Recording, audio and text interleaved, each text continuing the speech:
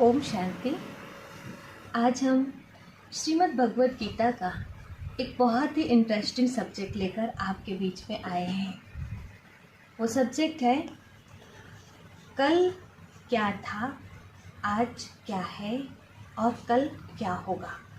अर्थात ये दुनिया कल कैसी थी, आज कैसी है और कल कैसी होगी। इसे बहुत सुंदर ढंग से मुनिवर वेद व्यास जी ने हमारे पुराणों में भी समझाया है और श्रीमद् भगवत गीता के माध्यम से भी समझाया है।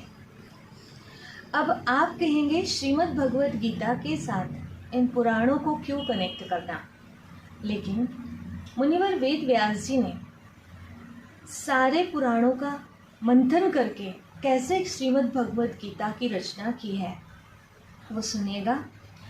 अष्टादशे पुराणानि नवव्याकरणानि च निर्मध्ये चतुर्वेदान् मुनीनां भारतम कृतम।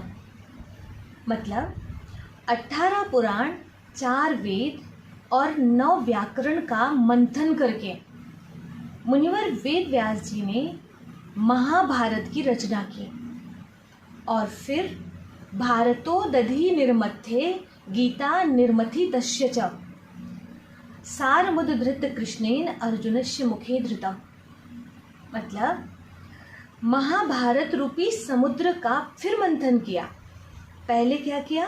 18 पुराण, 4 वेद, 9 व्याकरण का मंथन करके महाभारत की रचना की और फिर महाभारत रूपी समुद्र का मंथन करके श्रीमद् भगवत गीता रूपी मक्खन निकाला। और सारमुद्धृत कृष्णेन अर्जुनस्य मुखे धृतम कि कृष्णा जो ग्वाला समझ लीजिए, उन्होंने उनका मंथन करके सार निकाला, मक्खन निकाला और उस मक्खन को अर्जुन के मुख में डाल दिया।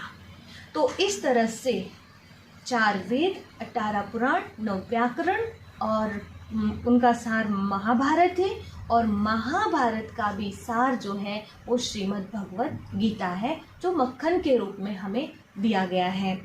अब श्रीमद् भगवत गीता में ये समझ लीजिए कि सिद्धांतिक बातें हैं, ज्ञान की बातें हैं कि आपको झूठ नहीं बोलना चाहिए, सत्य के मार्ग पर चलना चाहिए, धर्म के मार्ग पर चलो, अधर्म के मार्ग पर नहीं। ऐसे ज्ञान की बातें हैं, इसमें स्टोरी नहीं है श्रीमद् भगवत गीता में।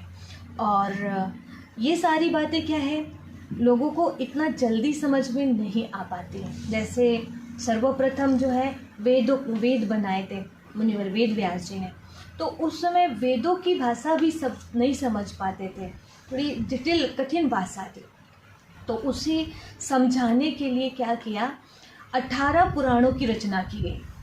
18 पुराण के माध्यम से वो यही समझाना चाहते थे कि मतलब जो सिद्धांत दिए गए थे वेदों में, उन सिद्धांतों को लोगों को सहज करके एग्जाम्पल देकर समझाने के लिए 18 पुराणों की रचना की गई। अब कैसे किया? तो जैसे मैं जिस सब्जेक्ट को लेकर के मैं चर्चा करने जा रही हूँ आप सभी के बीच में, तो वही बात मैं आप सबके सामने रख देती हूँ। जैसे कि कहा झूठ नहीं बोलना चाहिए, ये कहाँ है? वेदों में या हमारे श्रीमद् भगवत गीता में। समझ लीजिए गीता में भी कोई एग्जाम्पल नहीं है, केवल ज्ञान है। तो झूठ नहीं बोलना चाहिए। अगर हम सीधे बोल दें लोगों को तो उतना जल्दी समझ में नहीं आता है, लेकिन एक स्टोरी बनाया। जैसे कर्ण को सामने रखा, कर्ण नाम का एक पात्र महाभारत में, और कर्ण ने कैसे झूठ बोला और झूठ बोलने के बाद में उस व्यक्ति ने इतनी मेहनत भी किया, परिश्रम किया और परिश्रम करके विद्या अर्जन किया, जो भी उन्होंने सफलता प्राप्त की कई सारे स्ट्रगल करके, लेकिन वो करने के बाद भी पराजित हो गए। लास्ट में इतना मेहनत करने के बाद भी वो असफल हो गए, फेल हो गए।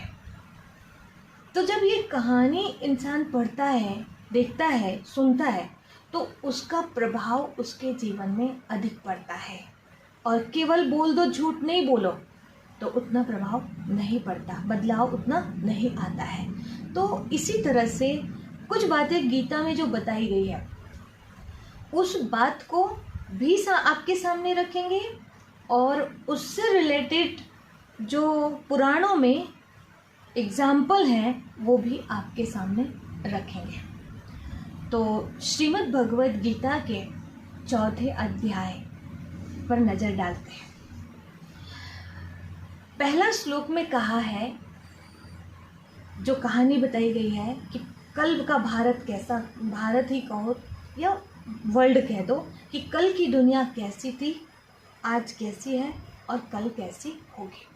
तो उसके लिए कहा, पहला श्लोक 4थे अध्याय का, इमं विवस्वते योगम प्रोक्तवान हमम व्ययम विवस्वान मनवे प्रा मनुरिक्ष्वा कवि ब्रवीत। भगवान अर्जुन से कहते हैं कि हे अर्जुन, मैंने यह योग इस अविनाशी योग को सर्वप्रथम सूर्य को दिया और सूर्य ने अपने पुत्र विवस्वान मनु को दिया और मनु ने अपने पुत्र इक्ष्वाकु को दिया। फिर सेकंड श्लोक है, एवं परंपरा प्राप्तम इमं राजर्षयो विदुः सकाले ने महता योगः नष्टः परंतपा। इस तरह से यह ज्ञान परंपरा से आगे बढ़ते राज ऋषियों तक पहुंचा और फिर राज ऋषियों के बाद धीरे धीरे और आगे बढ़ा। तो ये अभी अर्जुन के काल में, मतलब जब अर्जुन थे उस समय तक के लिए कहते हैं, वर्तमान में ये अविनाशी योग प्रायः लोप हो गया, नष्ट नहीं, समाप्त नहीं हुआ है, लोप हो गया, जिसे खोजा जा सकता, फिर से समझा जा सकता, फिर से ढूंढा जा सकता है, लुप्त तो हो गया है। इसीलिए अब तीसरे श्लोक में कहते हैं कि तू मुझे अत्यंत प्रिय है, तू मेरा अत्यंत प्रिय सखा है, इसलिए मैं तुझे यह ज्ञान फिर से दे रहा हूँ। तो इतना बोलने के बाद अर्जुन के मन में प्रश्न उठने लगे। अर्जुन कहते हैं, 4थे श्लोक में अर्जुन कहते हैं कि अपरम भवतो जन्म परम जन्म विवस्वतः, मतलब जो सूर्य की बात आप कर रहे हो कि सबसे पहले इस अविनाशी योग को आपने सूर्य को दिया, ऐसे आपने कहा। तो सूर्य का जन्म जो है वो तो आदिकाल में हुआ था, मतलब कल्प के आदि में हो गया था। और आपका जन्म, मतलब आप जो हैं अभी फिलहाल मेरे सामने हैं, आप मुझे ज्ञान दे रहे और आप कहते हैं मैंने सबसे पहले ये ज्ञान सूर्य को दिया, और सूर्य तो कल्प के आदि में हो गए, तो आपने उनको ज्ञान कैसे दिया? मुझे ये बात समझ में नहीं आती है। कंफ्यूज हो रहे थे अर्जुन। तब फिर भगवान कहते 5वें श्लोक में, बहुनी में व्यतीतानि जन्मानि तव च अर्जुन तान्यहम वेद सर्वाणि न तुम वेत्थ परंतपा। मेरे और तेरे बहुत सारे जन्म हो चुके हैं अर्जुन, मैं जानता हूं तुम नहीं जानते हो। ऐसा क्यों बोले? मैं जानता हूं तुम नहीं जानते हो, क्योंकि तुम जो हो जन्म मरण में आते आते सब भूल गए, और मैं जब जब धर्म की ग्लानि होती है तब तब आता हूँ, और मेरा आने का जो तरीका है वो थोड़ा अलग है, वो भी आगे बता देते हैं। तो क्या कहते हैं अगले श्लोक में? कहते हैं कि अजः अपि सन व्ययात्मा भूता नामीश्वरो अपि सन प्रकृतिम स्वाम अधिष्ठाय संभवामि आत्म मायया। मतलब भगवान कह रहे हैं अजः अपि सन व्ययात्मा, मैं अजन्मा हूँ, अविनाशी स्वरूप होते हुए भी मैं अजन्मा भी हूँ, अविनाशी स्वरूप है मेरा, और संपूर्ण प्राणियों का ईश्वर होने के बावजूद भी प्रकृति को मैं अपने वश में करके अपनी योग माया से प्रकट होता हूं। फिर आगे कहते हैं कैसे होता हूं, तो मेरा जन्म और कर्म दिव्य और अलौकिक है। जन्म कर्म च में दिव्यमेवं यो वेत्ति तत्वतः। मेरा जन्म और कर्म दिव्य और अलौकिक है, इसे तत्वदर्शी ही जानते हैं। और वो जो ऐसा समझ लेते हैं, जान लेते हैं कि मेरा जन्म कर्म सब लोगों जैसा नहीं है, दिव्य है, अलौकिक है, मैं प्रकट होता हूँ, माता के गर्भ से जन्म नहीं लेता, ये जो जान लेता है वो यहाँ पर पुनर्जन्म में नहीं आता और वो मेरे पास पहुँच जाता है। तब फिर अर्जुन कहते हैं तो फिर कब आते हैं आप? ये तो बता दिया कैसे आते हैं, मेरा जन्म कैसे होता है वो तो बता दिया, पर कब आते हैं? तो 7वें श्लोक में कहते हैं यदा यदा हि धर्मस्य ग्लानिर्भवति भारत अभ्युत्थानम् अधर्मस्य तदात्मानं सृजाम्यहम्। जब जब धर्म की ग्लानि होती है, अधर्म की वृद्धि होती है, तब तब मैं अपने आप को सबके सन्मुख मनुष्य रूप में प्रकट करता हूँ। और क्यों करता हूँ? अर्जुन कहते क्यों? तो कहते परित्राणाय साधूनां विनाशाय च दुष्कृतां धर्म स्थापनार्थाय संभवामि युगे युगे। जब जब धर्म की ग्लानि होती है उस समय मैं आता हूँ, किसके लिए? साधुओं का परित्राण करने और दुष्टों का नाश करने के लिए मुझे यहाँ पर धर्म की अच्छी तरह से स्थापना करने के लिए आना पड़ता है। इस तरह से आगे कई तरह की बातें और भी बता रहे हैं। क्या स्पष्ट कर रहे हैं ये सारे श्लोक के माध्यम से कि अर्जुन पहले मैं आ चुका हूँ, पहले भी ये ज्ञान दे चुका हूँ और अभी वो ज्ञान जो पिछले बार दिया था वो सारा ज्ञान अभी लोप हो गया है, लुप्त हो गया है, खोस आ गया है। और इस वजह से अब फिर से मैं वो ज्ञान देने आ गया, क्योंकि ये फिर से धर्मग्लानि का समय आ गया। पिछली धर्मग्लानि का समय जब था तब मैं आया था, अभी फिर से धर्मग्लानि का समय आ गया, इस वजह से फिर से मैं तुमको ये ज्ञान दे रहा हूँ। और फिर ये बताया अगले श्लोक में कि वितराग भय क्रोध, मतलब पिछले बार भी ऐसे हुआ था कि कुछ आत्माओं ने, कुछ लोगों ने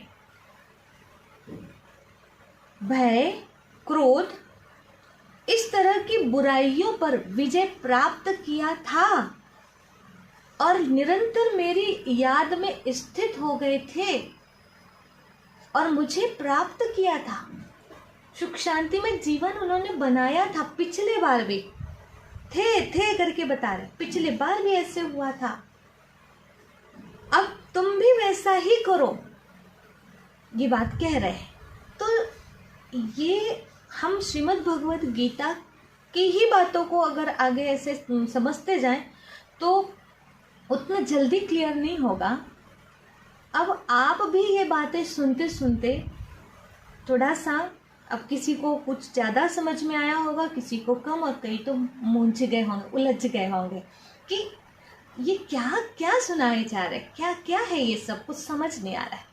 लेकिन अब चलिए इसी बात को हम पुराणों के माध्यम से, जो मुनिवर वेद व्यास जी ने इसी गुह्य बात को, कठिन बात को सरल करके समझाने के लिए पुराण बना दिए, एग्जाम्पल दे दिए, वो एग्जाम्पल यदि मैं आपके सामने रख दूँ तो आपको बहुत जल्दी क्लियर हो सकता है।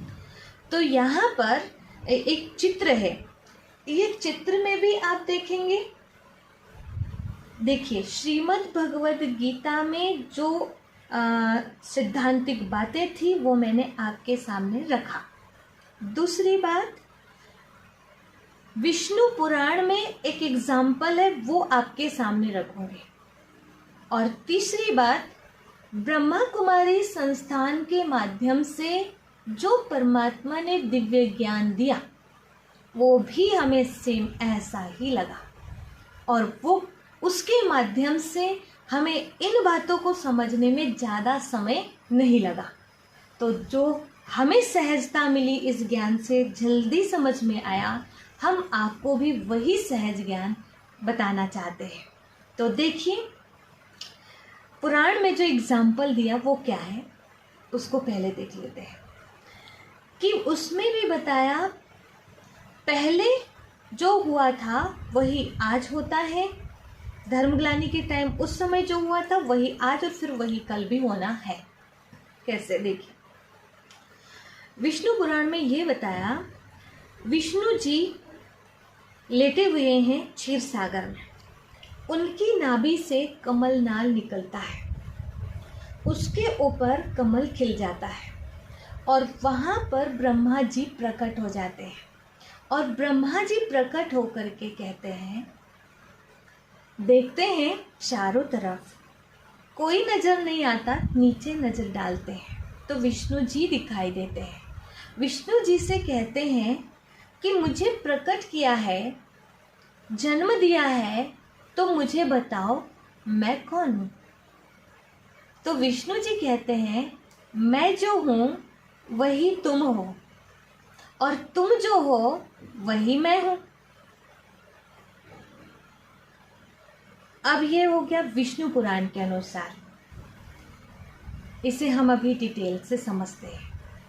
शिव पुराण में भी यही बात आती है, उसमें भी दिखाया, विष्णु जी लेटे हुए हैं, उनकी नाभि से कमल नाल निकला, कमल के ऊपर ब्रह्मा जी प्रकट हुए। ब्रह्मा जी ने देखा कि कहीं कुछ नज़र नहीं आ रहा, ना नीचे ना ऊपर, कहीं कुछ भी समझ नहीं आ रहा, बस मैं आ गया। तो मैं कहाँ से आ गया? तो उसका पता करने के लिए उसी कमल नाल के अंदर प्रवेश कर गए ब्रह्मा जी, और उसी नाल के अंदर अंदर करीब 5000 साल तक भ्रमण किया। 5000 साल तक, ये बात बहुत समझने की है, शिव पुराण के आधार पर बता रही हूँ। इस बात को आप ध्यान दीजिएगा, नाल के अंदर 5000 साल तक ब्रह्मा जी ने भ्रमण किया। अब ये दोनों कहानी आपने सुन लिया। अब चलिए इसी बात को हम ब्रह्मा कुमारीज में जो पहले कैसा भारत था, आज कैसा है और कल कैसा होगा, वो कहानी बताई गई है, वो भी स्पष्ट करती। अब आ जाती मैं वहाँ पर श्रीमद् भगवद गीता के 4थे अध्याय का प्रथम श्लोक। क्या कहा था भगवान ने अर्जुन से? मैंने इस अविनाशी योग को सबसे पहले सूर्य से कहा, और सूर्य ने मनु से कहा, मनु ने इक्ष्वाकु से कहा, फिर राज ऋषियों तक पहुंचा, परंपरा से ये गया, और राज ऋषियों से के बाद धीरे धीरे यहाँ पहुँचते तक अब लोप हो गया, इसीलिए अब फिर से मैं तुझे दे रहा हूँ। तो आइए अब हम यहाँ पर समझते हैं। यहाँ पर बताया है कि ये जो गोल्डन कलर दिखाया ये सतयुग है, और इसके बाद यहाँ से यहाँ तक ये त्रेता युग है, सिल्वर कलर दिखाया, और यहाँ से ये कॉपर कलर जो है ये द्वापर है, और ये कलयुग है। ये चारों युगों की कहानी यहाँ पर बताई गई है। सर्वप्रथम क्या कहते हैं भगवान? अर्जुन, मैंने यह ज्ञान सूर्य को दिया। इसका अर्थ ये कि आप ये ना समझिए कि भगवान ने गीता का ज्ञान पहले सूर्य को दिया होगा। सूर्य माना ऊपर चमकने वाला सूर्य नहीं, क्योंकि सूर्य को इस ज्ञान की आवश्यकता नहीं है। आपने गीत सुना होगा, देख तेरे संसार की हालत क्या हो गई भगवान, कितना बदल गया इंसान। फिर कहते हैं सूरज ना बदला, चांद ना बदला, ना बदला आसमान, कितना बदल गया इंसान। बदला कौन? इंसान। बिगड़ा कौन? इंसान। इंसान के बिगड़ने से क्या बिगड़ गई? पूरी दुनिया बिगड़ गई। और कौन नहीं बदला? सूरज ना बदला, चांद ना बदला, ना बदला आसमान।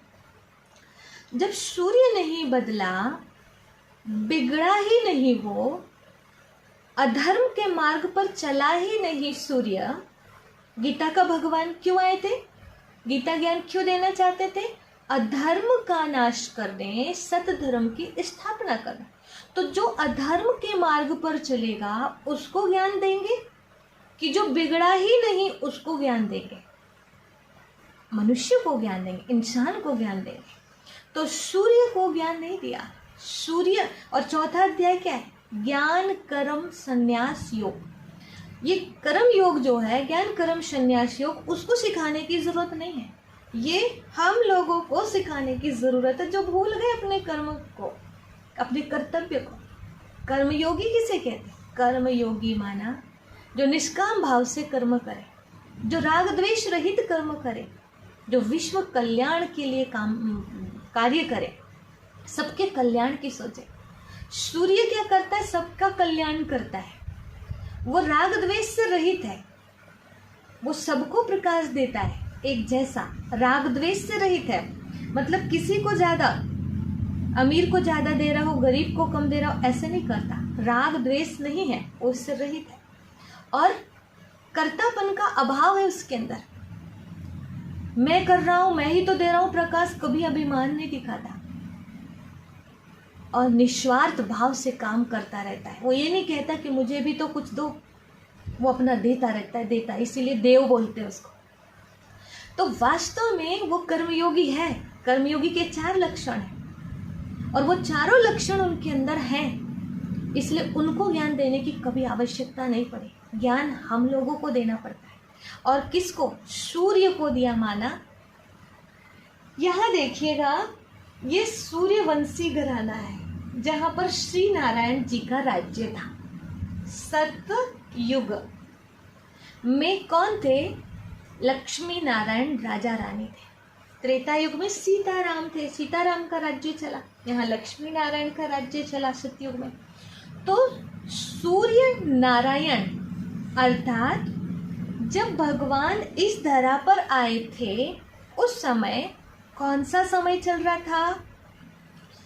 धर्म ग्लानि का समय चल रहा था। और धर्म ग्लानि के समय कौन सा समय होता है? आप ही बताइए। सतयुग होगा, त्रेता युग होगा, द्वापर युग होगा या कलयुग होगा? नाम से ही समझ में आता है। आप ध्यान से सुनिए, क्योंकि कंफ्यूजन हो सकता है, परंतु थोड़ा धैर्यता की भी जरूरत पड़ेगी। थोड़ा हमको सब समझ में आएगा आगे। तो क्या होता कि कलयुग सतयुग नाम से ही सिद्ध हो रहा है। आप अभी पुरानी बातों को दिमाग से निकाल के बैठिए। सतयुग माना जहाँ सत्य ही सत्य है। त्रेता युग माना जहाँ थोड़ी सी त्रुटि, थोड़ी सी कमी है। और द्वापर युग माना जहाँ पर दोपुर आरंभ हो गए, जहाँ सुख भी है, सुख शांति भी है, तो दुख शांति का आरंभ है वहाँ पर। और पवित्रता भी है तो अपवित्रता भी शुरू होते जा रही है। लेकिन कलयुग माना जहाँ पर कलह क्लेश बढ़ गए हो, बुराइयाँ बहुत ज़्यादा बढ़ गई हो। अभी भी किसी के घर में बहुत लड़ाई झगड़े होते हैं तो क्या कहते हैं? ये तो इनका घर तो पूरा कलयुग है, नर्क है। और जहाँ पर बहुत खुशी है तो कहते हैं उनका घर स्वर्ग लगता है। जहाँ आपस में मेल जोल से रहते हैं तो क्या कहते हैं? उनका घर तो स्वर्ग लगता है। तो इस तरह से सतयुग नाम से ही सिद्ध होता है कि वहाँ पर सब कुछ ठीक ठाक था। फिर थोड़ी कमी आई त्रेता में, फिर द्वापर में अच्छाई बुराई दोनों आ गई और कलयुग में बुराई की अधिकता हो गई, बुराई बढ़ गई। अब धर्मग्लानि का टाइम किसको कहेंगे? धर्मग्लानि के समय में जितना मतलब अच्छाइयाँ बहुत कम हो जाती, बुराइयाँ बहुत बढ़ जाती हैं, तो वो है कलयुग। उस कलयुग के समय में ही परमात्मा इस धरा पे आते हैं। इसी को कहा यदा यदा ही धर्मस्य ग्लानि। इसी को रामायण में कहा जब जब हो ये धर्म की हानि, बाढ़े अधम असुर अभिमानी, तब तब धरे प्रभु मनुज शरीरा, हरहि कृपा निधि सज्जन पीरा। वो आते हैं सज्जनों की पीड़ा हरने के। वो टाइम है, ये सतयुग नहीं, त्रेता नहीं, द्वापर भी नहीं, लेकिन ये कलयुग। ये कलयुग में जब बुराइयां बढ़ जाती है तो परमात्मा परम धाम से इस धरा पर आते हैं। ये था वो धर्मग्लानि का टाइम। तो इस दुनिया में जैसे अभी कलयुग का समय चल रहा है और यहाँ पर सारी बुराइयां हैं, ठीक है, सारी बुराइयां भरी पड़ी। ऐसी ही बुराइयां पिछले बार, अब ध्यान से सुनिएगा, पिछले बार कलयुग में भी थी यही बुराइयां। और पिछले बार के कलयुग में भगवान आए थे तो उस समय आकर के उन्होंने गीता ज्ञान दिया था, ठीक है। जब उन्होंने गीता का ज्ञान दिया तो किसको दिया? कोई एक व्यक्ति को ज्ञान देने तो नहीं आएंगे, उन्होंने गीता का ज्ञान सबको दिया। लेकिन जैसे अर्जुन जब ज्ञान सुन रहे थे तो अकेला सुन रहे थे, परंतु ऐसे तो नहीं भगवान ने भेदभाव किया हो कि मैं दुर्योधन को नहीं दूंगा, अर्जुन को दूंगा।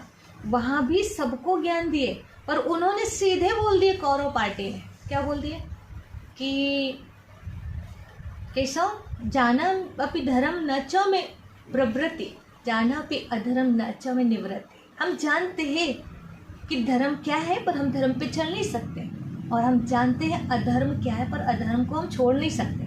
इसलिए हमको धर्म अधर्म की परिभाषा सिखाने की ज़रूरत नहीं है, सीधा बोल दिया। उन्होंने अपने वहाँ पर उनकी वैल्यू ही नहीं की, और जिन्होंने वैल्यू की, जिन्होंने समझने की कोशिश किया, वो थे पांडव, इसलिए दिखा दिया, पांडवों को ज्ञान दिया। तो वैसे ही पिछले बार भी जब कलयुग का अंत समय था, धर्मग्लानि का समय था, पूरी दुनिया को ज्ञान दिया, परंतु उसमें से कुछ ही लोग थे जो भगवान को पहचान पाए थे, और वो कौन थे? सूर्य को दिया। मतलब इस कलयुग में बहुत सारे करोड़ों आत्माएं थी, लेकिन उनमें से जो पहले सतयुग में होती हैं जो आत्माएं, वही आत्माएं त्रेता में आती हैं, फिर द्वापर में आती हैं, फिर कलयुग में आती हैं। तो कलयुग में जो सतयुग वाली आत्माएं हैं, कलयुग में आप कहेंगे हम कैसे माने कि सतयुग वाली आत्मा इधर कलयुग में भी आती हैं? तो देखिए, कहते हैं कि नर ऐसी करनी करे जो नारायण बने, नारी ऐसी करनी करे जो लक्ष्मी बने। तो यहाँ के नर नारायण बनते हैं, यहाँ के नर और नारी अच्छे कर्म करके सतयुग में जाते हैं तो लक्ष्मी नारायण बनते हैं। और वही सतयुग वाले नर नारी जन्म मरण में आते आते फिर वो कर्म धर्म का ज्ञान भूलते जाते हैं, तो वो साधारण नर नारी बन जाते हैं। जब नर नारायण बन सकता है, नारी लक्ष्मी बन सकती है, तो क्या ये लक्ष्मी नारायण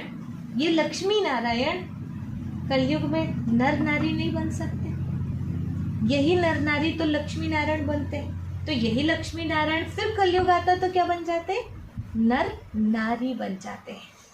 तो भगवान ने जब गीता का ज्ञान दिया था तो उस समय सूर्य को दिया, मतलब इस सूर्यवंशी घराने, मतलब सूर्य नारायण की राजधानी में जो जाने वाली आत्माएं हैं, उन आत्माओं ने उस ज्ञान को बहुत जल्दी कैच कर लिया, स्वीकार कर लिया कि तुम ही देवता थे पहले और अब तुम ही साधारण मनुष्य बन गए हो, और अब तुमको, हे नर, अब तुमको फिर से नारायण बनना है। ये बात बहुत जल्दी स्वीकार कर लिया उन्होंने। और कई लोग तो इसी उलझन में रह गए, हम देवता कैसे हो सकते हैं, हम तो उनकी पूजा करते हैं, वो तो हमारे भगवान हैं, हम वैसे कैसे बन सकते हैं। बस यही प्रश्न करते करते वो अपना टाइम समाप्त कर देते हैं, सुनहरा समय। और वो लोग सूर्य जैसी प्रकाशित होने वाली आत्माएं, शुरा जिसको कहते हैं, आत्मा का प्रतीक है सूर्य, तो वो आत्मा जल्दी से कैच कर लेती है उस ज्ञान को। फिर क्या होता है, जैसे भगवान जब ज्ञान देते हैं, बहुत सारे लोग ज्ञान को सुनते हैं, उसमें से कुछ लोग सुन करके उसका मनन करते हैं। कहते हैं ना, सूर्य ने मनु को दिया, विवशवान मनु को दिया। उसका मतलब ये कि वो घर गए, ज्ञान सुनने के बाद घर गए, बहुत सबने सुना, परंतु किसी ने यही सुना और जैसे जैसे उठते हैं तो झटकते हैं ना, उठते समय ऐसे ही ज्ञान को भी झटक के चले गए, हाँ हो गया, सुन के हो गया। लेकिन कुछ लोग थे जिन्होंने सुना और उस पर मनन किया, चिंतन किया सुनने के बाद, तो अपने मन को दे दिया ज्ञान को। कुछ लोगों ने सुना और दिमाग से निकाल दिया, कुछ लोगों ने सुना और उसको मन को दे दिया कि हे मन, तू इस पर विचार कर, बात सही लग रही है। और फिर मन ने इक्ष्वाकु को दे दिया, बात सही लग गई उनको कि यही सत्य है कि हम ही देवता थे, और फिर हम ही ऐसे साधारण बन गए। जैसे अर्जुन को कहते हैं, मैंने पहले भी ये ज्ञान दिया था, फिर ये ज्ञान लोप हो गया, सब फिर बिगड़ गए, फिर से सुधारने में आ गया, ऐसे कहते हैं। तो अर्जुन उसको समझने की कोशिश कर रहा है। तो ऐसे पिछले बार भी हुआ था। आप चौथा अध्याय को गहराई से पढ़िए, यही बात समझ में आएगी। तो क्या कहा, सुरा मतलब आत्मा को, आत्मा ने उस ज्ञान को लिया। कौन सी आत्मा, जो सूर्य नारायण की राजधानी में जाने वाली है, सतयुग में आने वाली है, उन्होंने ज्ञान को स्वीकार किया, अपने मन में चिंतन किया, मनन किया, फिर मन ने एक्सेप्ट कर लिया कि सही बात है, यही सत्य है। तो फिर उन्होंने क्या किया, उस मन ने इक्ष्वाकु को दिया। इक्ष्वाकु मतलब अपनी इच्छा में ढाल दिया कि अब जो ज्ञान सुना है उसको मुझे करना है। जैसे कहा कि तुम ही पहले देवता थे और तुम ही जो है उस सत्यता से थोड़ा दूर हो गए, तो आज साधारण बन गए, अब फिर से देवता बनो। तो ये बात स्वीकार कर लिया मन ने, और मन कहता है, अपनी इच्छा में ढाल दिया उसको कि इच्छा अंदर से जाग गई कि अब मुझे ये गंदगी, ये बुराइयों को छोड़ना है और अच्छाइयों को जीवन में लाना है। इस तरह से उन्होंने ज्ञान को जीवन में ले आए। तो क्या कहा फिर अगला श्लोक, एवं परंपरा प्राप्तम एवं राजर्षयो विदुः। अब देखिए, बोले इस तरह, यहाँ पर दिखाया, ये सतयुग में आ गई वो आत्माएं, कलयुग अंत में धर्मग्लानि के समय भगवान ने गीता ज्ञान दिया था अर्जुन को, ऐसे ही जैसे अभी दे रहा हूँ बोला। और उस समय कुछ आत्माओं ने उसे समझा, मन में संजोया, फिर इच्छा में ढाला और वो ज्ञान को प्रैक्टिकल में लाए। और जब प्रैक्टिकल में ज्ञान आचरण में आ गया तो वही आत्माएं जो है सतयुग में आ गई। यहाँ नर थे, नारायण बन गए, नारी थी, लक्ष्मी बन गई। अब जब लक्ष्मी नारायण बन गए, तब फिर क्या हुआ, आचरण में आ गया ना ज्ञान। तो अब तो यहाँ कोई ऐसा नहीं है कि वेद पुराण बने हुए हैं, कुछ भी नहीं है। ज्ञान कहाँ है, आचरण में है। द्वापर युग तक भी ज्ञान जो है ऐसे लिखा हुआ नहीं था, लिपिबद्ध नहीं था। तो यहाँ काय में था ज्ञान, आचरण में था। फिर परंपरा से ये ज्ञान आया आचरण में, सतयुग में और त्रेता युग में केवल आचरण में ज्ञान था।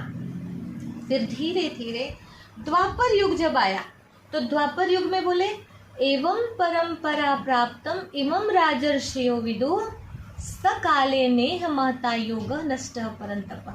ये ज्ञान राज ऋषियों तक पहुंचा। परंपरा से आगे बढ़ते बढ़ते राज ऋषियों तक पहुंचा। तो ये द्वापर युग में जो है ऋषि मुनि जब ये जो है तपस्या करने लगे, क्यों करने लगे? क्योंकि कहते हैं ना, दुख में सिमरन सब करे, सुख में करे ना कोई, और जो सुख में सिमरन करे तो दुख काहे को हुई। जब यहाँ दुख शुरू हुआ तो वहाँ पर भगवान को याद करना शुरू कर दिया, और यहाँ पर अच्छी तरह से, क्योंकि बुद्धि रिफाइन थी उस समय तक, तो वो बहुत जल्दी समाधि की स्थिति में पहुँच जाते थे।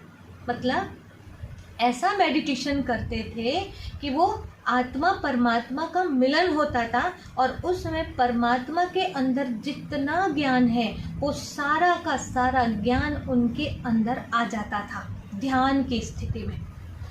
तो वेद व्यास जी ने इसी तरह से बताया है कि जब वो ध्यान में बैठे तो उन्हें सब कुछ दिखाई दे रहा था, वो त्रिकालदर्शी बन गए थे। पहले क्या हुआ वो भी उनको समझ दिखाई पड़ रहा था, और वर्तमान में क्या चल रहा है और भविष्य में क्या होने वाला है। ये वाल्मीकि जी ने भी जो रामायण की रचना की है, व्यास जी ने जो इतने 18 पुराणों की रचना की है, तो ये सब जो है ना ध्यान की स्थिति में इन्होंने आदि, मध्य और अंत, मतलब पास्ट, प्रेजेंट और फ्यूचर, तीनों को इन्होंने देख लिया, और इसी आधार पर पूरी कथाएं बनाई हैं। इसीलिए आपने सुना होगा कि ये जो गीता ज्ञान है या रामायण की कथा है, ये पुराण जो है ये पहले ही रच दिए गए हैं। रामायण अभी हुई नहीं थी, उसके पहले ही लिख दी गई है। ये कथाएं सब पहले ही लिख दी गई हैं, क्योंकि ये कथाओं में जो घटनाएं लिखी है वो अभी तक दिखाई दे रही। आप देखिएगा महाभारत को पढ़ के, उसके अंतिम अध्याय में लिखा है कि ये महाभारत आपने पढ़ लिया। इसी तरह की महाभारत जब घर घर में होने लगेगी तो समझ जाना कि वो महाभारत काल पुनः आ गया है। तो आज जो घटनाएं दिख रही है वो पहले ही मुनिवर वेद व्यास जी ने लिख दी थी। तो ये केवल बुक नहीं है, इतिहास नहीं है कि हम इतिहास की तो कई सारी पुस्तकें हैं, लेकिन क्या हम उनके पैर पड़ते हैं? क्या हम उनको सम्मान देते हैं, उनकी पूजा करते हैं? नहीं। लेकिन इन ग्रंथों का हम सम्मान इसलिए करते हैं क्योंकि इनमें भविष्य में होने वाली घटनाएं भी लिखी हुई हैं, और हम लोग आज अगर ध्यान करें और समझने की कोशिश करें तो इनमें पूरे समाधान हमारे लिए है। तो क्या हुआ, ध्यान की स्थिति में यहाँ पर वेद व्यास जी, वेद माना ज्ञान और व्यास माना ज्ञान का विस्तार करने वाला। तो ज्ञान आ गया, उसका विस्तार करने वाले कई व्यास हुए, उनको कहते व्यास। तो उन्होंने जो ये सब चीज़ें हमारे सामने रखी, लाई, तो राज ऋषियों तक वो ज्ञान कैसे पहुंचा? राज ऋषियों तक वो ज्ञान कैसे पहुंचा? ध्यान की स्थिति में पहुंचा। अब वहां आचरण में था ये ज्ञान सतयुग और त्रेता युग में, और यहाँ पर क्या हो गया, ध्यान की स्थिति में वो भगवान ने पहले कलयुग अंत में जो ज्ञान दिए थे वो ज्ञान ध्यान की स्थिति में आया। तो इसलिए बोला राज ऋषियों तक ये ज्ञान आया। और फिर क्या हुआ, सकाले नेह महता योगा नष्टा परंतप, मतलब धीरे धीरे फिर क्या हुआ, वर्तमान काल में आकर, सेकंड श्लोक है, इसको समझिएगा कि वर्तमान काल में अभी जहाँ अर्जुन के सामने खड़े हैं, जहाँ गीता ज्ञान दे रहे हैं, वहाँ पर कह रहे हैं कि अर्जुन ये ज्ञान अभी लोप हो गया, क्योंकि फिर से ये धर्मग्लानि का टाइम आ गया। तो धर्मग्लानि का टाइम मतलब फिर से वही कलयुग का अंत समय आ गया है अर्जुन, और फिर से वो ज्ञान लोप हो गया। ये कलयुग में पहुँचते तक कैसे लोप हो गया? यहाँ तो ध्यान के द्वारा ज्ञान आया, व्यास जी ने समाधि की स्थिति में वो ज्ञान प्राप्त किया, फिर उसको लिपिबद्ध करवाया, तो उनके शिष्यों ने उसको लिखा। जो श्रुत परंपरा चल रही थी उस समय तो केवल ज्ञान दिया जाता था, लिखा हुआ नहीं था। फिर उनको लगा कि कलयुग तक पहुंचते तक तो ये ज्ञान पूरा खत्म ही हो जाएगा, क्योंकि उनके शिष्यों ने सुनाया, फिर उनके शिष्यों ने सुनाया। ऐसे करते करते करते करते क्या हुआ कि वो जो ओरिजिनल ज्ञान था वो ज्ञान मिलावट होते होते होते कलयुग अंत में आकर क्या हुआ, तो वाल्मीकि जी ने बताया, कलिमल ग्रसे धर्म सब लुप्त भये सदग्रंथ, दम्भिन निज मति कल्पि करी, प्रकट किए बहु पंथ। मतलब कलयुग ऐसा ग्रास लेगा सब धर्मों को कि सारे सदग्रंथ लुप्त हो जाएंगे। कैसे कि दम्भिन निज मति कल्पि करी, दम्भियों ने अपनी मति से कल्पना कर करके शास्त्रों में इतना विस्तार कर दिया, इतना विस्तार कर दिया कि वो विस्तार होते होते उसका सार पूरा छिप गया, पूरा सार छिप गया। तो जब सार छिप गया, विस्तार हो गया, कितना विस्तार हो गया आज पता है? जैसे हम रोटी बनाते हैं तो रोटी के आटे में जो आटा गूंथते हैं उसमें नमक कितना डालते हैं? थोड़ा सा, चुटकी भर। तो बस ऐसे ही सार बच जाता है चुटकी भर नमक जैसा, और विस्तार इतना ज़्यादा हो जाता है कि पूरा सार छिप जाता है। तब फिर परमात्मा कहते हैं अभी लोप हो गया ये ज्ञान, तो अर्जुन मैं तुझे फिर से वो ज्ञान दे रहा हूँ। अब वो फिर से कलयुग के अंत में आ गए। अब आप कहेंगे कि कलयुग के अंत में भगवान ने गीता का ज्ञान कहाँ दिया? गीता का ज्ञान तो द्वापर युग में दिया। तो द्वापर युग में जब गीता का ज्ञान दिया तो आप विचार कीजिए कि अगर गीता का ज्ञान दिया गया था तो उसका उद्देश्य क्या था? उद्देश्य ये था कि अधर्म का नाश करना और सत्य धर्म की स्थापना करना, ये उद्देश्य था। द्वापर युग में गीता का ज्ञान दिए, उसके बाद में कौन सा युग आया? क्या सत्य धर्म की स्थापना हुई? इतना बड़ा युद्ध होने के बाद में सत्य धर्म की स्थापना हुई? बिल्कुल नहीं। पांडव भी गए, गल गए, इस तरह से दिखाते ना, वो भी गए, कौरव तो गए, पांडव भी गए। सुरक्षित राज्य कहाँ आया? और जब पांडव गए, कौरव गए, सीधे कलयुग आ गया। परीक्षित से, उनका ही वंशज परीक्षित था, और परीक्षित से कलयुग आ गया। तो जब कलयुग आ गया तो आप विचार करिए, गीता ज्ञान का रिजल्ट कलयुग है? नहीं, गीता ज्ञान द्वापर में नहीं, कलयुग के अंत में धर्म ग्लानि के समय देते हैं। परंतु अभी आपके मन में हलचल आ रही होगी, लेकिन अभी धैर्य था, क्योंकि यही कहानियां पुराणों में दी गई है। आप समझने की कोशिश करें। देखिएगा, यहाँ पर बताया है, अब विष्णु पुराण में आ जाइए, कि उसमें ये दिखाया विष्णु जी की नाभि से, विष्णु जी की नाभि, अब यहाँ ध्यान दीजिए, विष्णु जी की नाभि से ब्रह्मा ऐसे कमल नाल निकलता है और वहाँ पर कमल खिल जाता है, ब्रह्मा जी प्रकट हो जाते हैं और ब्रह्मा जी कहते हैं कि मैं कौन हूँ? तो विष्णु जी कहते हैं मैं जो हूँ वही तुम हो, मैं जो हूँ वही तुम हो, और तुम जो हो वही मैं हूँ। अब इस बात को समझिए, पूरे पुराण समझाने की कोशिश कर रहे हैं। अब देखिए, ये विष्णु जी हैं, यहाँ ध्यान दीजिए, विष्णु जी हैं। विष्णु जी जो है लेटे हुए हैं, कहाँ? क्षीर सागर में। आप चिंतन करें, क्या विष्णु जी को लेटने के लिए जगह नहीं थी, घर नहीं था? समुद्र में लेटेंगे क्या? पर ये प्रतीकात्मक है। बहुत ही इंटरेस्टिंग स्टोरी, आप ध्यान दीजिएगा। क्षीर सागर माना संसार को सागर कहते हैं, संसार सागर है। और उस समय का संसार सागर कैसा था? क्षीर सागर। मतलब वहाँ पर सब लोग आपस में प्यार से रहते थे, चीरखंड होकर रहते थे, दूध घी की नदियाँ बहती, मतलब बहुत ज़्यादा होता था। वहाँ पर इंसान तो क्या, पशु पक्षी भी प्यार से रहा करते थे, हिंसक प्रवृत्ति नहीं थी। ऐसी सुंदर दुनिया वे है क्षीर सागर। क्षीर सागर में लेटे रहना मतलब आराम की जिंदगी जी रहे थे। कौन? लक्ष्मी और नारायण। विष्णु जी माना, विष्णु चतुर्भुज, 2 भुजा लक्ष्मी जी की, 2 भुजा नारायण जी की। विष्णु चतुर्भुज आराम से लेटे हुए थे, मतलब आराम की जिंदगी। कहते हैं देवताओं को प्रारब्ध मिलती है उनके कर्मों का फल, वहां पर उन्हें पुरुषार्थ करने की जरूरत नहीं पड़ती। कैसी प्रारब्ध मिलती है?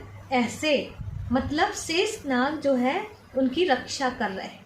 ये नाग कौन है? 5 फन वाला नाग, मतलब प्रकृति के 5 तत्व, उनकी सुरक्षा कर रहे हैं। उनको खिलाना, पिलाना, सुलाना, उठाना, हर कार्य प्रकृति करती है वहाँ पर। इस तरह उनका जीवन बहुत ही सुंदर होता है। और फिर उसमें दिखाया कि लक्ष्मी जी पांव दबा रहे, वो कोई उनकी पत्नी नहीं है। लक्ष्मी नारायण दोनों लेटे हुए हैं, 4 भुजा मतलब विष्णु चतुर्भुज, दोनों लेटे हुए हैं, दोनों आराम की जिंदगी जी रहे हैं। वहां पर पैर तरफ जो लक्ष्मी जी हैं वो है धन लक्ष्मी, जो उनके चरणों की दासी थी। वहां धन के पीछे नहीं भागते थे, वो इतने चरित्रवान थे कि धन उनके चरणों की दासी बन गया था। चरित्र को सबसे बड़ा महत्व दिया जाता था, चरित्र बल सबसे बड़ा बल। जैसे आज धन को सबसे बड़ा ज़्यादा महत्व दिया जाता है, तो वहाँ चरणों की दासी लक्ष्मी थी, अर्थात धन के पीछे नहीं भागते थे। और फिर ये दिखाया कि उनकी नाभि से कमल नाल निकलता है और ऊपर में कमल फूल खिल जाता है। उसका मतलब समझिए कि यहाँ से ये विष्णु जी हैं, ये लेटे हुए हैं। अगर इस चित्र को अपन उल्टा कर दें तो ये नीचे आ जाएगा, ये सत्युग, और ये क्षीर सागर हो जाएगा। और यहाँ से लेकर, अब इसे ऐसे ही समझिए कि ये सत्युग है, ये लक्ष्मी नारायण है, बड़ी सुख शांति में दुनिया है, आराम की जिंदगी है, शेर गाय घाट में पानी पी रहे हैं, सब ठीक चल रहा है। अब सोने हीरे जवाहरात के महल, कभी थे हमारे यहाँ महल, आप नहीं मानेंगे। क्यों नहीं मानेंगे? क्योंकि आप जरूर मानेंगे। क्यों मानेंगे? क्योंकि अपने यहाँ पर सोने की ईंटें भी निकलती है ना, तो इससे सिद्ध होता है। सोने के मुकुट मंदिरों के अंदर से निकल रहे हैं, अभी खुदाई हो रही तो क्या क्या नहीं निकल रहा है, तो मानना तो पड़ेगा। अब देखिएगा ऐसी सुंदर दुनिया थी। फिर यहाँ से क्या होता, यही नारायण जी, अब कोई उनकी नाभि से ऐसे कमल नाल तो नहीं निकलेगा, पर व्यास जी की बुद्धि तो देखिए कितने रिफाइन और कितना आगे तक का ज्ञान, और किस सुंदर ढंग से उन्होंने चित्रण किया कि विष्णु जी जो है यहाँ से जन्म मरण में आते आते सतयुग, त्रेता युग, द्वापर युग और ये कलयुग, और कलयुग की एंडिंग में ये नारायण जी क्या बन गए? नर बन गए। नारायण जी कलयुग अंत में पहुंचे तो क्या बन गए? नर बन गए। जैसे अपने दादा परदादा जो शरीर छोड़ चुके, उनका पहनने का ढंग देखो, उनका बोलने का रहन सहन का वो जो ढंग था वो देखो। और वही दादाजी के लिए हम कहते हैं, घर में जब बच्चा जन्म लेता है तो क्या कहते हैं? दादाजी आ गए। ठीक है, अब दादाजी आ गए, पर ये बच्चा का ढंग रहन सहन जो है वो क्या दादाजी जैसा होगा? नहीं, दुनिया के हिसाब से चेंज होता जा रहा। वो पहनते थे धोती, कुर्ता, टोपी, और ये अलग होगा आज के समय में, टी शर्ट, जींस, ये सब पहनेगा। पर है तो वो दादाजी की आत्मा ना, निशानी दे करके आए ना, ये तो हम सब जानते हैं। पुनर्जन्म तो हम सब मानते हैं। तो इस तरह से जब दादाजी बच्चे के रूप में आते तो 1-2 जन्म में कितना फर्क हो जाता है तो सत्युग वाले नारायण जी पुनर्जन्म में, आपने सुना भी होगा कि नारायण जी फिर राम जी भी बनते हैं, कृष्ण जी भी बनते हैं, और वही कैसे अगला जन्म लेते जाते हैं। जो जानकी जी थी वो कैसे सीता जी और राधा और रुक्मणी और ऐसे कितने सारे जन्म जो हैं उनके होते रहते हैं। तो ये सब पुराणों में बताया गया है कि ये भी पुनर्जन्म में आते हैं, नारायण जी भी पुनर्जन्म में आते हैं, और इस तरह से कलयुग में पहुँचते तक वो क्या होते हैं, लक्ष्मी जी बन जाती है नारी और नारायण जी बन जाते हैं नर। अब यहाँ पर नर और नारी जो है वो किस रूप में हो गए, तो फिर से इस चित्र में आ जाइए। विष्णु जी लेटे हुए हैं क्षीर सागर में, कमलनाल, ऊपर कमल खिल गया, वहाँ ब्रह्मा जी आ गए, और ब्रह्मा जी पूछते हैं मैं कौन, तो विष्णु जी कहते हैं मैं जो हूँ वही तुम हो, और तुम जो हो वही मैं हूँ। मतलब हम दोनों एक ही हैं, ये दोनों एक ही हैं, पर दोनों में फ़र्क तो देखिए कितना गजब का है। क्या फ़र्क है, विष्णु जी की पूजा होती है, ब्रह्मा जी की पूजा नहीं होती है। विष्णु जी की दाढ़ी मूछें नहीं है और ब्रह्मा जी की दाढ़ी मूछें हैं। विष्णु जी हमेशा युवा दिखते हैं और ब्रह्मा जी हमेशा बूढ़े दिखते हैं। विचार करिए ये कौन से लक्षण है, इसमें से इंसान के लक्षण कौन से, हम जैसे नर नारियों के लक्षण किस में सेट हो रहे हैं, देखिए आप किससे मिल रहे हैं। विष्णु जी हमारे जैसे नहीं लगते, लेकिन ब्रह्मा जी पूरे मनुष्यों टाइप के हैं। यहाँ के नर में जो लक्षण है वही ब्रह्मा जी में, दाढ़ी मूछे वाला। देवताओं में दाढ़ी मूछे नहीं होती है, इसका एक रीज़न है, वो आगे हम देखेंगे। परंतु ब्रह्मा जी जो है वो नर है, मानव है। मानव बूढ़ा होता है, मानव में दाढ़ी मूछे, मानव की पूजा नहीं होती। तो ये कलयुगी मानव है, कलयुग अंत में पहुंच गए। कौन, वही नारायण जी। अब शिव पुराण में क्या कहते हैं, शिव पुराण में भी वही स्टोरी है, पर थोड़ा सा फर्क बताया। ब्रह्मा जी पूछते हैं मैं कौन, मैं कहाँ से आया, तो किससे पूछे, उन्हें तो कोई दिखाई ही नहीं दिया। तो ब्रह्मा जी उसी नाल के अंदर अंदर प्रवेश कर जाते हैं और उस नाल के अंदर 5000 साल तक भ्रमण करते हैं। ये शिव पुराण में है, पढ़िएगा। तो उसमें ये बताया, अब आप सोचिए, मैंने तो जब ये कथा सुना तो मुझे लगा कि नाल के अंदर ब्रह्मा जी कैसे घुस गए होंगे, बड़ी वंडरफुल बात। और फिर चलो एक आध दिन के लिए, एक आध घंटे के लिए घुस जाएं, परंतु वो तो पूरे 5000 साल उसके अंदर। और नाल कितना बड़ा, मेरा हाथ बराबर भी नाल ना हो, और इतने बड़े, मुझसे भी साइज में बड़े ही होंगे ब्रह्मा जी, वो कैसे इसके अंदर पूरे, और 5000 साल तक उसके अंदर कर क्या रहे थे, हम इस पर चिंतन करें। तो ये जो बात है ना, ये वेद व्यास जी की बहुत सुंदर कल्पना है जो हमें समझाने की कोशिश कर रहे हैं। इसीलिए तो बोला था, जब गणेश जी से लिखवा रहे थे, कहते हैं जो महाभारत के आदि पर्वों में वर्णन जब किया, उसमें बताया कि लेखको भारतस्य श भवतुम गणनायक मय्येव प्रोच्यमानस्य मनसा कल्पितस्य च। हे गणनायक, आप हमारे लेखक बने, हम अपने मन की अति उच्च अवस्था के माध्यम से जो ज्ञान प्राप्त कर रहे हैं हम उसका वर्णन करेंगे, आप लेखक बन करके उसको लिपिबद्ध करेंगे, लिखेंगे। लेकिन याद रखिएगा, मय्येव प्रोच्यमानस्य मनसा कल्पितस्य च, फिर मैं क्या करूँगा, मैं अपने मन की कल्पना से फिर विस्तार करूँगा। जो ज्ञान मुझे ध्यान में दिखाई दे रहा है, भगवान बता रहे हैं, उसको मैं अपने मन की कल्पना से कहानी बना बना कर तुमको बताऊंगा, इस तौर तुमको लिखना है। उन्होंने बोला, मैं मन की कल्पना से उसको समझाने की कोशिश किया लोगों को, और इसीलिए तो बोला लास्ट में जब सारे पुराण रच दिए ना, तब यही बोला, निराश हो गए, उदास हो गए। नारद जी कहते हैं आप उदास क्यों हुए, आपने तो 18 पुराणों की रचना कर ली। तो कहते हैं मैंने पुराणों की रचना तो कर ली, समझाने के लिए मैंने अच्छाइयों और बुराइयों का युद्ध कैसे करना वो बताने के लिए मैंने असुरों और देवता बनाया, समझाने के लिए। कहीं ऐसा ना हो कि वो कलयुग में पहुंचते तक इसी बात को लोग हिंसा के रूप में ले लें कि उधर भी तो ऐसी लड़ाइयाँ हुई थी, हम भी ऐसे लड़ेंगे। मैंने मारने बोला था बुराइयों को, ना कि किसी व्यक्ति को मारने बोला। लेकिन आगे चल के कहीं लोग इसको ये ना सोच लें कि हम में भी ये आतताइयों को मारना होगा, विरोधियों को मारना होगा, और इसीलिए वो निराश थे। और वही हुआ आज आखिर जो उनको डर था। तो इसीलिए कहा कि पुराणों के आध्यात्मिक भाव को, वास्तविक भाव को समझना हो तो देखिए वो नाल के अंदर 5000 साल तक भ्रमण किए। ये बात मुझे तो बहुत सुंदर लगी और जल्दी समझ में आई। कब? जब मैंने ब्रह्मा कुमारी का 7 डेज का कोर्स किया तो उसमें ये बताया गया। क्या बताया?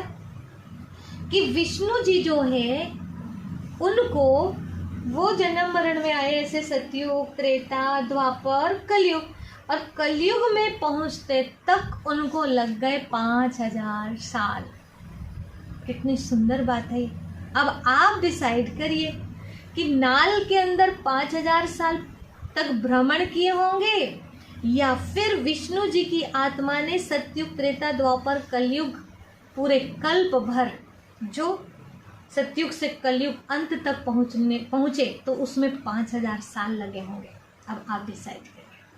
और यही गीता का ज्ञान अर्जुन को समझाया जा रहा है। क्या समझा रहे?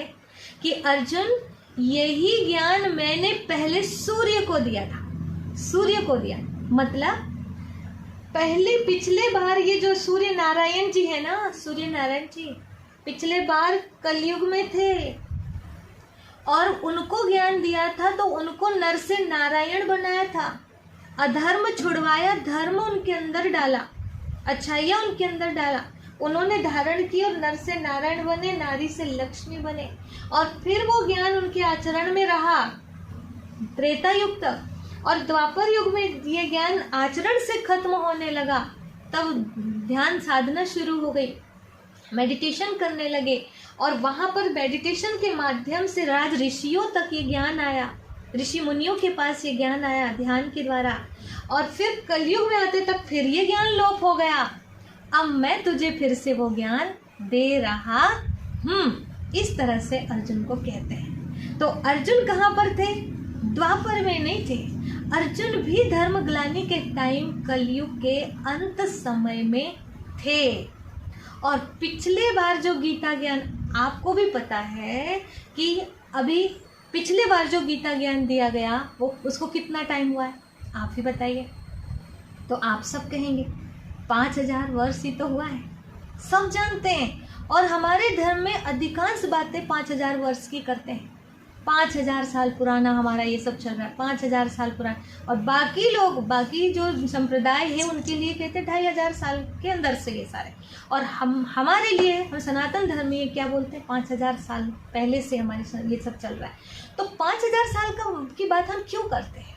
इसीलिए 5000 साल पहले भगवान धर्मग्लानि के समय आए थे, गीता का ज्ञान दिए थे, और गीता ज्ञान दे करके फिर सब में सुधार लाए थे, धर्म की स्थापना किए थे, और धर्म की स्थापना हो गई थी। सत्ययुग आ गया था, और सत्ययुग आने के बाद में फिर त्रेता आया, द्वापर आया, कलयुग आया। तो 5000 साल में चारों युग पूरे हो गए।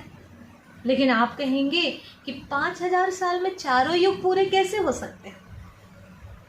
क्योंककि हमने तो एक ही युग की आयु, मतलब कलयुग की ही आयु सुनी है 4,32,000 वर्ष, और द्वापर की उससे 2 गुनी 8,64,000 वर्ष, और फिर उससे 3 गुनी त्रेता की आयु, उससे 4 गुनी सतयुग की आयु।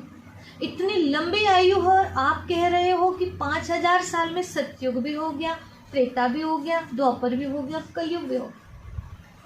तो ये बात ऐसी है कि हमारे सुख सागर में भी कहा है, मनुस्मृति में भी कहा है कि देवताओं की गणना के अनुसार कलयुग की आयु 1200 वर्ष, और मनुष्यों की गणना के अनुसार कलयुग की आयु 4,32,000 वर्ष। अब ऐसा क्यों कि देवता की गणना अलग हो रही है, मनुष्य अलग गणना कर रहे हैं? आयु तो एक ही होगी ना। कलयुग की उन्होंने इतनी लंबी बता दिया 4,32,000 वर्ष, और वो कहते 1200 वर्ष। ये तो सब गड़बड़ है ना। अब ये गड़बड़ कैसे हुआ? कोई ऐसे बोल दे जैसे मेरी आयु को कोई बहुत बुद्धिमान व्यक्ति कह दे नहीं इनकी आयु इतने साल है, और दूसरा बोले नहीं मेरी गणना के अनुसार तो इनकी आयु इतने साल है, तो ऐसा नहीं हो सकता। मेरी आयु जितनी है उतनी ही होगी, चाहे कोई भी बताए। ऐसा नहीं कि वो ज़्यादा बुद्धिमान है तो उसके अनुसार अलग हो जाएगी, वो कम बुद्धिमान है तो उसके अनुसार, ऐसा नहीं होता है। ये गणना गड़बड़ कैसे हो गई? देवता की गणना अलग, मनुष्य की गणना अलग, ऐसे कैसे हो गया? ऐसे इसलिए हो गया कि दिव्य वर्ष की कल्पना की गई, वो कल्पना ही रॉन्ग है। कई महापुरुषों की मैंने बातें पढ़ी है, उन्होंने यही बताया है कि ये कल्पना ही रॉन्ग हो गई, इस वजह से घोटाला हो गया। कैसे? ऐसे कि कहते हैं मनुष्यों का एक दिन देवताओं का एक दिन रात मनुष्यों के एक वर्ष के बराबर होता है। हम एक वर्ष जीते हैं, जितने मतलब हमारा एक वर्ष होता है तो उनका एक दिन होता है देवताओं का। तो फिर क्या किया गया कि 360 से 1200 का गुणा कर दिया, तो कितना आता है आप देखिए। गुणा करते गए, दिव्य वर्ष से गुणा करते गए, तो 1200 गुणे 360 कितना हुआ? 4,32,000 वर्ष। तो गुणा करने की क्या जरूरत थी? ये बोलने में ऐसे आ रहा था कि जैसे कहते हैं ना, ऐसे कहा जाता है कि आज का दिन तो ऐसे लगा जैसे एक साल बीत गया, किसी का इंतजार करते करते ऐसा एक साल बीत गया। तो ऐसे ही उस समय ऐसे बोला गया, देवताओं का एक एक दिन इतने बड़े होते थे, एक वर्ष के बराबर होते थे।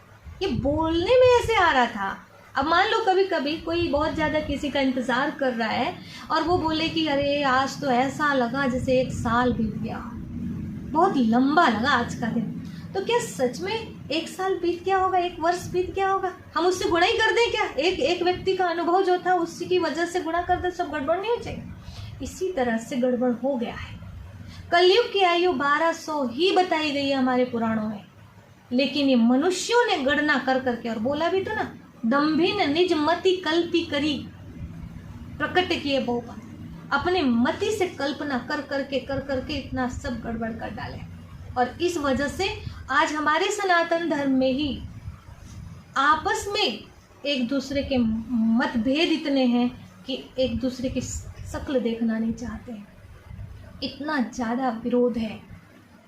इसलिए मुझे तो ऐसे लगता है कि हम लोगों को विरोध ना करके अपने पुराणों को, जैसे मुझे कुछ समझ में आया तो मैं आपको कुछ बताना चाहती हूँ। मैं ये नहीं कहना चाहती कि आप लोग गलत हैं या मैं सही हूँ, वो नहीं। मुझे जो समझ में आ रहा है पुराण पढ़ने के बाद, गीता पढ़ने के बाद और ये ब्रह्मा कुमारी इसमें ज्ञान लेने के बाद जो समझ में आया, तो मुझे लगा कि ये बात मैं आपको बताऊं। आपने सुन लिया, अब एक होगा कि हम उस चीज़ को उल्टा लें और मुझसे नफरत करें, और एक होगा कि हम लोग, आपको भी यदि ज़्यादा नॉलेज है पुराणों की, तो हम लोग आपस में बैठकर इसका चिंतन करें। हम सबको एक होना है। एक यहाँ ऐसा बोला जा रहा है, ये ऐसा बोला, कोई भी महापुरुष भी अगर कुछ बोलता है तो कुछ सोच कर ही बोलता है। इसलिए किसी की बात को गलत ना लेकर के उस पर थोड़ा हमें रिसर्च करना चाहिए। ऐसा क्यों बोल? तो मुझे यही विचार आया कि मुझे ये बात सबको बताना चाहिए, और हम सब मिल करके इन्हीं बातों को बहुत सुंदर ढंग से समझेंगे और सबको समझाएंगे भी, और जो भेदभाव है उसको हम समाप्त करेंगे। हमारे सारे पुराण कह रहे हैं 5000 साल पहले विष्णु जी का राज्य था, लक्ष्मी नारायण जी का राज्य था, और 5000 साल बाद वो ब्रह्मा बन जाते हैं। ब्रह्मा का गीता ज्ञान दाता ने 3रे अध्याय में बताया, सह यज्ञाः प्रजा सृष्टा पुरोवाच प्रजापति।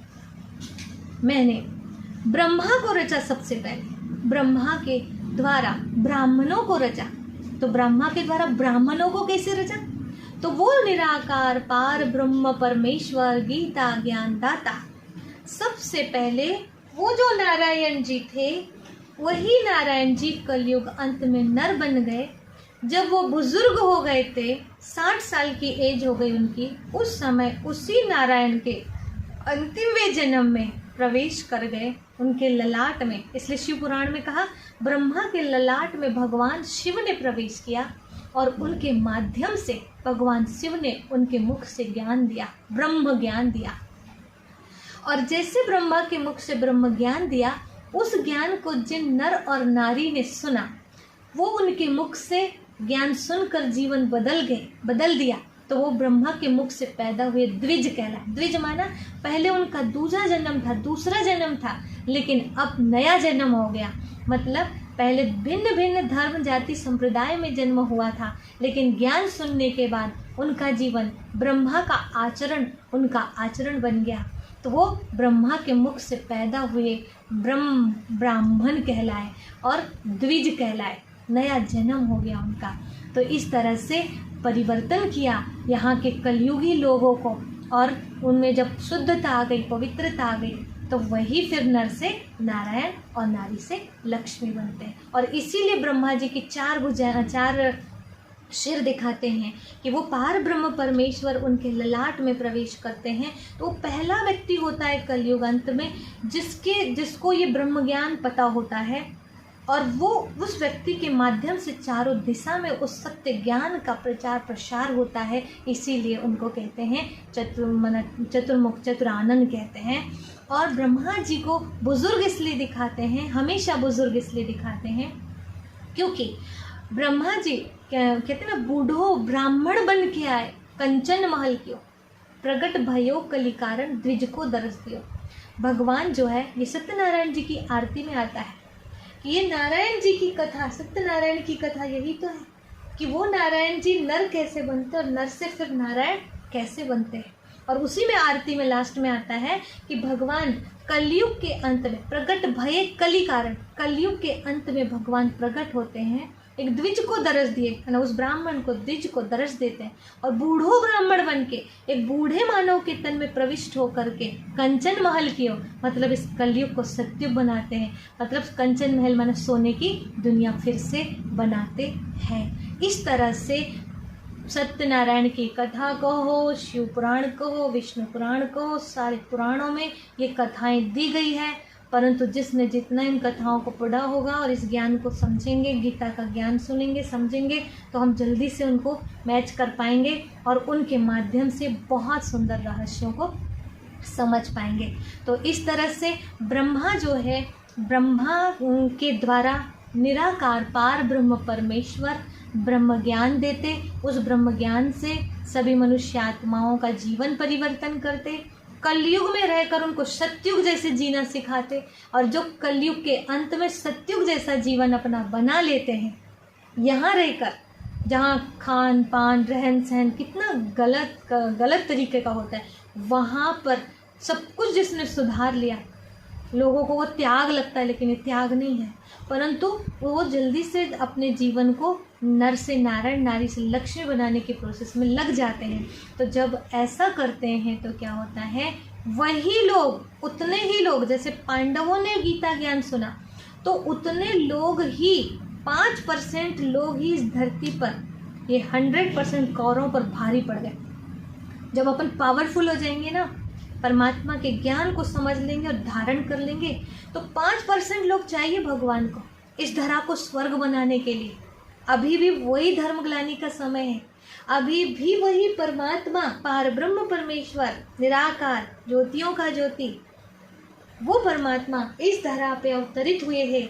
और वो आकर के जो नारायण जी थे सतयुग में, वही नारायण जी कलयुग अंत में अभी बूढ़े नर के रूप में हैं, उनके तन में प्रविष्ट होकर, जिनका नाम प्रजापिता ब्रह्मा रखे, उनके मुख से गीता ज्ञान दे रहे हैं। और वही गीता ज्ञान को अभी सुनकर हम अपने जीवन में धारण कर रहे हैं। और आप कहेंगे हम कैसे माने, तो मानने लायक बात ही है, कैसे नहीं है, क्योंकि देखिए भगवान आएंगे तो क्या करेंगे, करेंगे क्या, परिवर्तन कराएंगे। और अभी क्या करा रहे हैं, परिवर्तन करा रहे हैं। क्या परिवर्तन करा रहे हैं, नर को नारायण, नारी को लक्ष्मी बना रहे हैं। और ये जो हमें लक्ष्य दिया गया है, लक्ष्य, ये लक्ष्मी नारायण का बैच, अभी हमें ये बोला जा रहा है कि इनकी पूजा अभी तक की आपने, लेकिन मंदिरों में लिखा होता है, पहले से ही बताया गया था, कर्म ही पूजा है। इनके जैसे कर्म करो, यही पूजा है, कर्म ही पूजा है। तो कर्म, लक्ष्मी नारायण जैसे मेरे कर्म बन जाएं, यही सबसे बड़ी पूजा है। नहीं तो हम पुष्प चढ़ाते बैठे, पैर पड़ते बैठे और उनके जैसे कर्म ना करें, लक्ष्मी नारायण जैसे, तो आप ही बताइए, क्या वो कभी खुश होंगे? क्या ये पूजा सार्थक होगी? नहीं। अपने माता पिता के खूब पैर पड़ो, खूब पूजा करो, खूब उनकी आरती गाओ, लेकिन माता पिता बोले बेटा पानी ला के दे दो, तो आप ला के पी लो। अगर ऐसे बोल दिया, उनकी बात नहीं माने, उनका कहना नहीं माने, तो आप विचार कीजिए, क्या माता पिता की दुआएं, आशीर्वाद मिले? ये पूजा नहीं है। कहना मानना ज़्यादा जरूरी है। तो अभी परमात्मा हमें यही कह रहे हैं कि हे नर, अब ऐसी करनी करो जो नारायण बनो, और नारी ऐसी करनी करो जो श्री लक्ष्मी बनो। तो अभी हम सभी को क्या करना है? विष्णु जी की नाभि से ब्रह्मा निकल गया, ब्रह्मा के मुख से ज्ञान सुनना है। कहते हैं ना, उनके मुख से अंदर से ऐसे ब्राह्मण निकले, तो मुंह से इंसान नहीं निकलते, मुंह से ऐसे इंसानों का जन्म होता है। उनका ज्ञान सुनकर मुंह से ज्ञान निकलता है, और उस ज्ञान को सुनकर जीवन परिवर्तन होता है। और अभी वही समय चल रहा है। इस समय चाहे कोई कुछ भी बोले, कुछ भी कहे कि आप तो बहुत त्याग कर रहे हो, बहुत, ये त्याग नहीं है। हम गलत चीज़ों को छोड़ रहे हैं, अच्छी चीज़ों को अपना रहे हैं। और वैसे तो कोरोना ने जो सिखाया वो भगवान भी नहीं सिखा पाए इतना जल्दी, और शायद भगवान ने ही कोरोना को भेजा होगा कि देखो जाओ। और वो पुरानी संस्कृति जो इंसान भूला पड़ा है, और ख़ास भारतवासी, हम भारतवासी सनातन धर्मी होने के बाद भी अपने संस्कृति को फॉलो नहीं कर रहे थे, छोड़ रहे थे, दूर भाग रहे थे। कोरोना ने जो समझा है उसके बाद भी ना समझे, तो फिर और कोई बड़ी बात आएगी सामने समझाने के लिए। तो मुझे नहीं लगता कि और कोई बड़ी बीमारी, बड़ा वायरस लाने की आवश्यकता पड़े। हम इसी से ही सीख लें और अपना पुरुष एकांत में रहें, परमात्मा को याद करें। मास्क लगाना माने कम से कम बात करें, कम बोलें, धीरे बोलें, मीठा बोलें और सोच समझ के बोलें। सोशल डिस्टेंसिंग बना के रखें। इसका मतलब ये कि हम थोड़ा बहुत ज़्यादा मिलना जुलना, बात करना बहुत ज़्यादा करने लग गए थे, थोड़ा अब उसको कम करें, क्योंकि खुद के साथ भी तो बात करना है, खुद का चिंतन करना है, मनन करना है। और ये साफ सफाई, हाथ धुलाई, ये सब क्या है?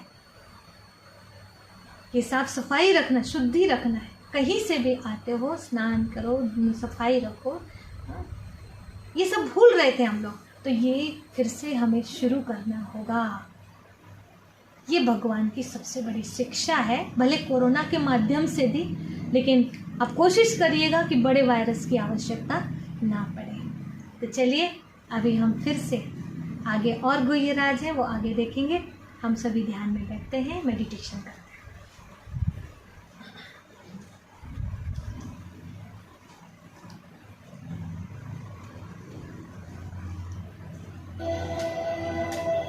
कुछ क्षणों के लिए एकदम रिलैक्स होकर बैठिए।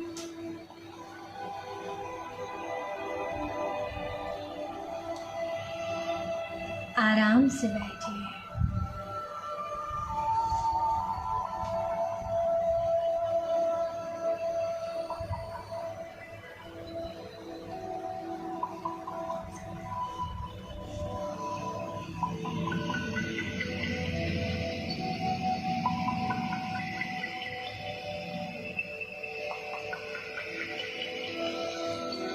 एहसास करें कि मेरा पंच तत्व का शरीर ये केवल वस्त्र है।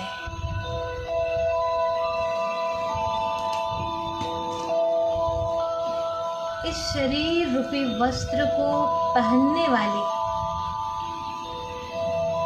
मैं एक आत्मा हूँ। अपना ध्यान दोनों आँखों के बीच में केंद्रित करें।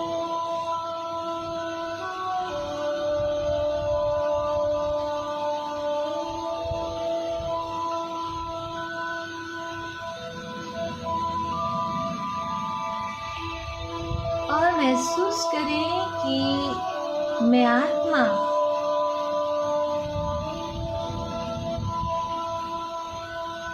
जब सतयुग में थी तो कितनी प्योर थी। याद करें उस सतयुगी जीवन को। हम आपस में कितना प्यार से रहते थे।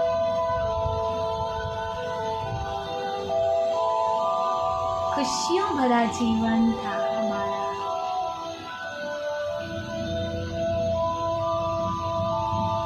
दिव्य संस्कार थे मेरे। और फिर मैं आत्मा सतयुग से त्रेता में पहुंची। अनेक शरीर धारण करते करते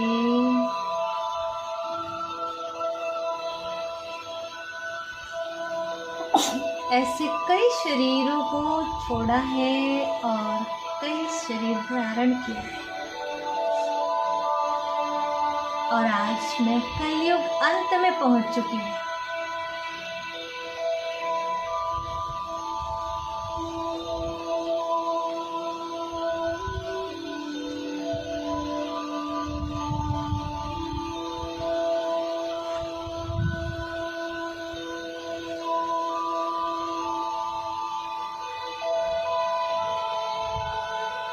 और अब मैं आत्मा अनेक बुराइयों से ग्रसित हो गई, लेकिन गीता ज्ञान दाता मेरे पिता परमात्मा पुनः इस धरा पर आ गए और अब पुनः मुझे गीता ज्ञान दे रहे हैं।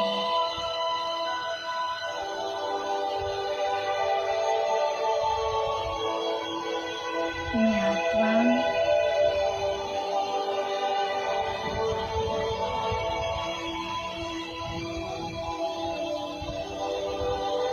अब इस ज्ञान को बहुत जल्दी एक्सेप्ट कर लिया,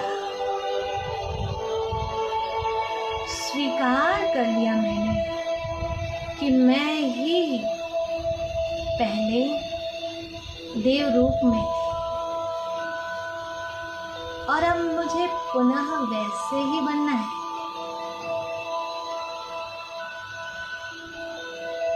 अब से मुझे सबके साथ वही सतयुगी व्यवहार करना है।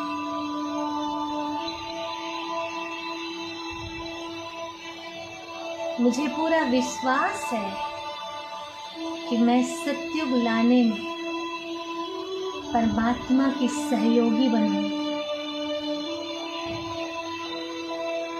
कलयुग में रहते भी मैं सतयुगी व्यवहार करूंगी और मेरे परिवर्तन से ये दुनिया अवश्य परिवर्तित होगी।